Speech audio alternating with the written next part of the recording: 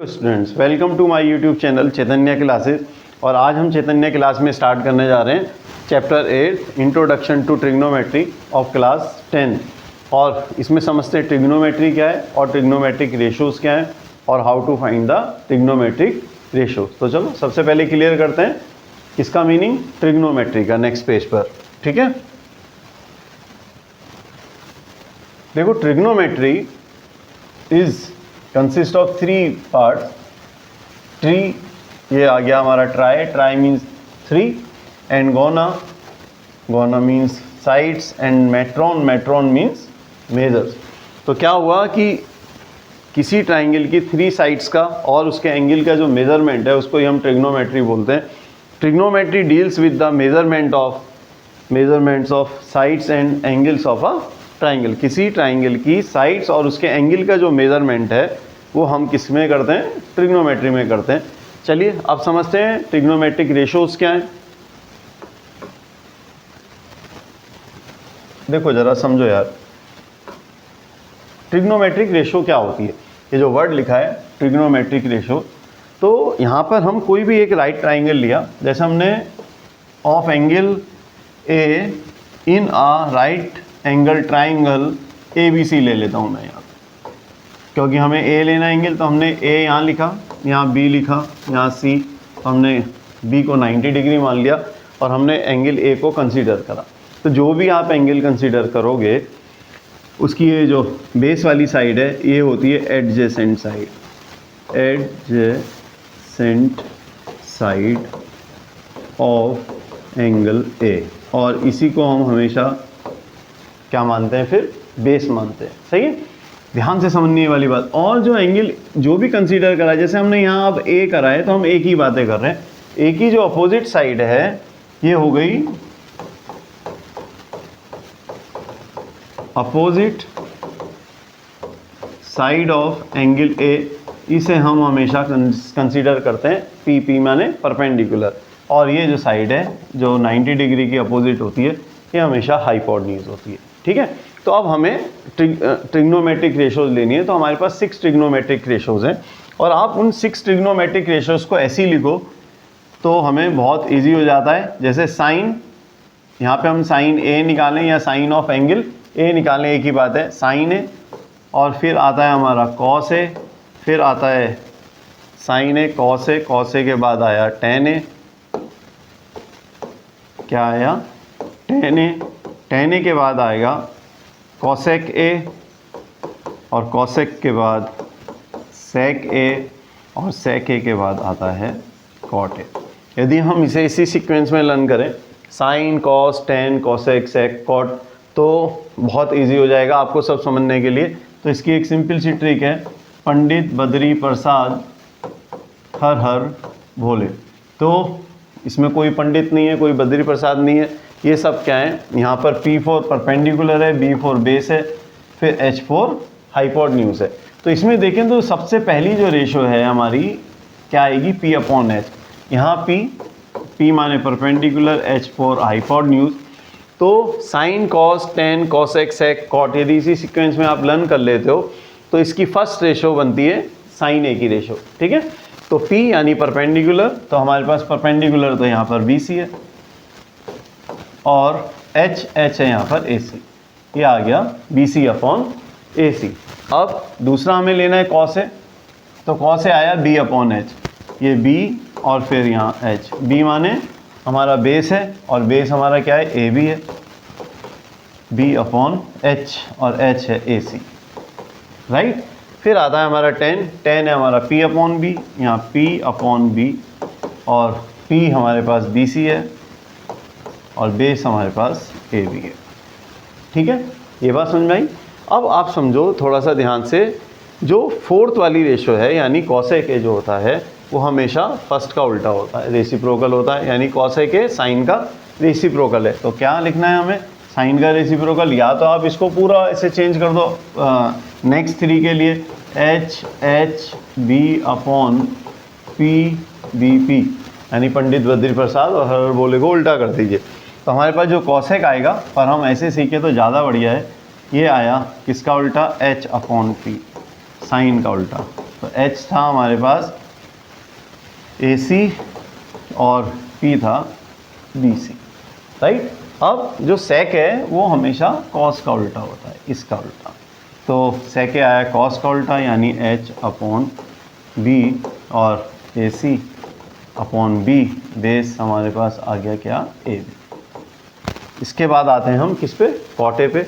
cot A जो होता है tan A का उल्टा होता है और tan A b upon p हो गया। और हमारे पास बेस b कितना था, AB था और p हमारे पास कितना है, BC है। तो सबसे पहले तो हमें ये फंडा ज़रूर क्लियर होना चाहिए कि ये रेशोज़ कैसे फाइंड आउट करनी है। तो इसमें कोई बहुत टिपिकल बात है ही नहीं समझने के लिए, है ना। तो बस आप इसकी सीक्वेंस को चेंज मत करो, तो बहुत ईजी है। हम क्या कर लें, sine A, cos A, tan A, cosec A, sec A और कॉट ए की फॉर्म में इसको लर्न कर लें। बाकी तो आपके पास ये सारी की सारी रेशोज़ आ जाएंगी। इसमें अभी आपको देखना क्या है, कुछ और इसी से बनती चली जाती हैं, उनको हम समझ लेते हैं। जैसे हमने अभी लिखा यहाँ पर, जो कॉसेक ए 1 अपॉन साइन ए हो गया, यानी साइन ए का उल्टा हो जाएगा। तो साइन ए जो होगा वो 1 अपॉन कॉसेक ए हो जाएगा। ऐसे ही हमारे पास जो सेक है वो क्या होगा, कॉस का उल्टा हो जाएगा, मीन्स 1 अपॉन कॉस ए हो जाएगा। और जो कॉस है वो 1 अपॉन सेक ए हो जाएगा। ऐसे ही जो हमारे पास कॉट था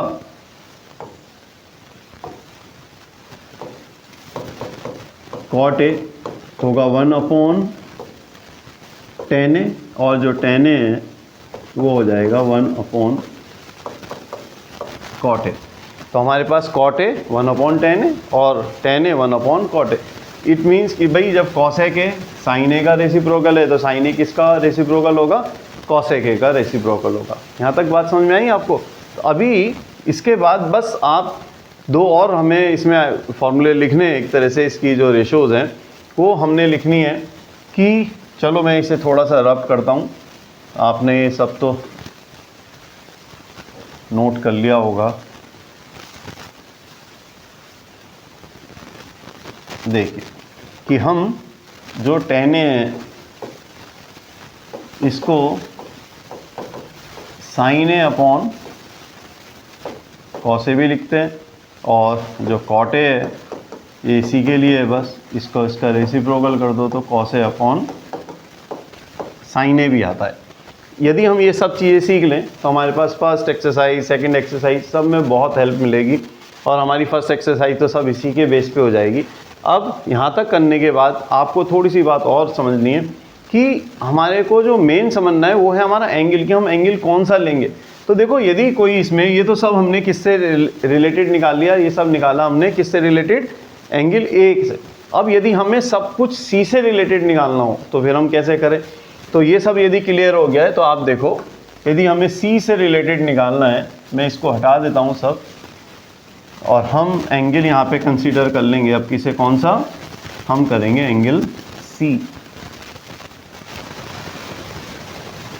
अब ये सब आपको समझ में आ गया होगा, मैं इसी को समझाने की कोशिश करता हूँ आपको।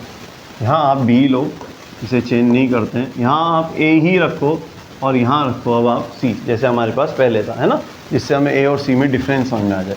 अब हमने यदि एंगल सी से निकालना है तो सी की अपोजिट साइड हुई अब किसे, ये, तो अब किसे हमारा परपेंडिकुलर सी के लिए हो जाएगा ए बी, और इसकी सी की एडजेसेंट साइड हुई क्या, बी सी, तो ये बनेगा हमारा बेस। हाइपोटेन्यूज चेंज नहीं होता है। तो यदि हम इसके लिए वैल्यू निकालें तो हमारे पास जो साइन सी की वैल्यू आएगी, देखो समझना ध्यान से, साइन सी, फिर वो लिख लो आप, पंडित बद्री प्रसाद हर हर भोले। तो पहली P अपॉन एच। अब P ध्यान से समझना है, P हमारे लिए क्या है, ए बी है, और H हमारे लिए ए सी है। इसके बाद आता है हमारा कॉस सी, फिर भी अपॉन एच ही है, पर यहाँ पे हमारा बेस चेंज हो गया, बेस हमारे लिए BC है